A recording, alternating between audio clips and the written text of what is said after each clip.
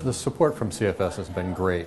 From the outset, when we first started with these devices, as you can imagine, there's an educational process. You have to get staff up to speed on what's going on, what their role is in this process, why we're doing this, what are the benefits of it, and it wasn't CFS just selling us the device and walking away.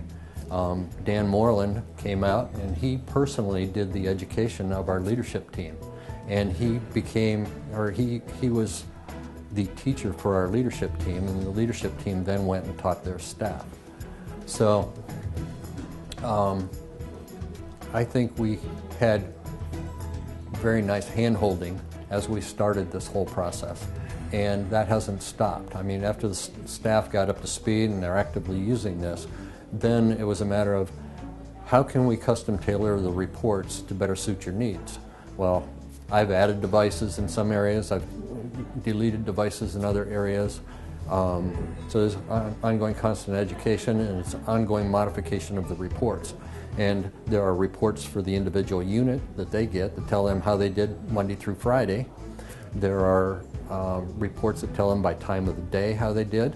So, you know, if the scores drop down at noon because you cut your staff in half because half the staff went to lunch, you can see that that's going to be a problem for you and maybe do something to address that.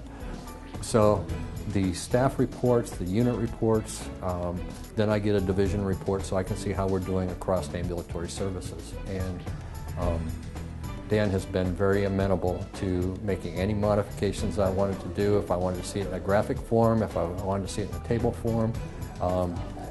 And that's, incidentally, that's a very important piece of keeping it fresh for staff, because any process that you put in front of staff becomes stale over time. It becomes another thing that they have to do.